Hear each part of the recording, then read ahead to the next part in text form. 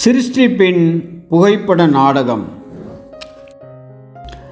எகிப்தின் அடிமையாக இருப்பதற்காக விற்கப்பட்ட யோசேப்பு தெய்வீக மேற்பார்வையின் கீழ் இருந்தார். அவரது சோதனைகளும் கஷ்டங்களும் அவரது விசுவாசத்தை பெருகச் செய்வதற்கு அவருக்கு உதவின. இவை எல்லாவற்றுக்கும் முடிவாக தேவன் அவரை எகிப்தில் பார்வோனுக்கு அடுத்த ஒரு ஸ்தானத்தில் வைத்து அவரை கனப்படுத்தினார். அவர் கண்ட கனவுக்கு இசைவாக 7 ஆண்டுகள் செழுமையும் பின்னர் 7 ஆண்டுகள் வறட்சியும் பஞ்சமும் இருந்தன. தனது கனவின் மூலம் கிடைத்த வழிகாட்டுதலின் கீழாக ராஜாவின் பிரதிநிதியாக செயல்பட்ட யோசேப்பு முதல் 7 வருடங்களில் மக்கள் பஞ்சத்தை கடந்து போகும் அளவுக்கு கோதுமையை சேமித்து வைத்தார். இதனால் யோசேப்பு அவர்களது இரட்சகராகவும் ஜீவன் அளிப்பவராகவும் இருந்தார். யோசேப்பு இயேசுவுக்கு நிழலாக இருந்தார். இவர் தமது சகோதரராகிய யூத தேசத்தாரால் நிராகரிக்கப்பட்டாலும் மகிமையிலும் வல்லமையிலும் தமக்கு அடுத்ததாக இருக்கும்படிக்கு பரலோக பிதா இவரை உயர்த்தி வைத்தார். யோசேப்பு எகிப்தியரின் ஜீவனை காத்து அவர்களுக்கு அப்பத்தை கொடுக்கிறவராகவும் இருந்தார்.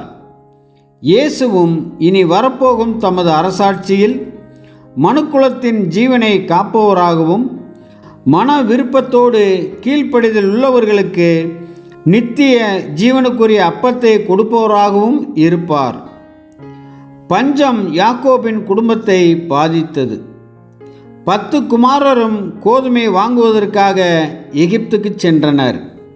அங்கு யோசேப்பு பார்வோனின் பிரபுவாக இருப்பதை குறித்து அவர்கள் அறியாதிருந்தார்கள். அவர்கள் உளவாளிகளா என்று வினவிய யோசேப்பு அவர்களது குடும்ப விவரங்களை குறித்தும் விசாரித்தார். பின்னர் அவர்கள் கேட்ட கோதுமையை அவர்களிடம் கொடுத்து, இனியும் பஞ்சம் தொடரும், அப்போது உங்களுக்கு இன்னும் கோதுமை தேவைப்படும். அப்படி நீங்கள் மீண்டும் கோதுமைக்காக வருவதாக இருந்தால் நீங்கள் கூறிய குடும்ப விவரங்களை நிரூபிப்பதற்கு உங்களுடைய தம்பி பென்யமீனையும் உங்களுடன் கூட அழைத்து வர வேண்டும் என்று சொல்லி அனுப்பினார். பென்யமீன் யோசேப்பின் சொந்த சகோதரனாவார்.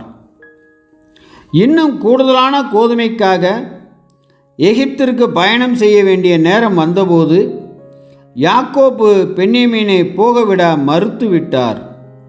மற்றவர்களோ அவன் இல்லாமல் போக மறுத்தனர். அப்போது அவர், பிள்ளையாண்டானை அழைத்து செல்லுங்கள், ஆனால் நீங்கள் அவனை உயிரோடு என்னிடம் கொண்டு வரவில்லை என்றால் அது என் மரணத்தை குறிக்கும். அது என் நரைமயிரை சஞ்சலத்தோடே பாதாளத்தில் இறங்க பண்ணும் என்றார். வேதாகமத்தில் சியோல் என்ற வார்த்தை இந்த சம்பவத்தில்தான் 2வது முறையாக பயன்படுத்தப்பட்டிருக்கிறது. இது உண்மையில் கல்லறையை குறிக்கிறது. ஆனால் நம்முடைய பொதுவான பதிப்பில் இது நரகம் என்று 31 முறை தவறாக மொழிபெயர்க்கப்பட்டுள்ளது. ஆதாமின் வீழ்ச்சிக்கு 4150 ஆண்டுகளுக்கு பிறகு வேதாகமத்தில் நரகம் என்று மொழிபெயர்க்கப்பட்ட ஒரே வார்த்தை இது மாத்திரமே ஆகும். புதிய ஏற்பாட்டில் ஹடேஸ் என்பது சியோலுக்கு சமமான வார்த்தையாகும்.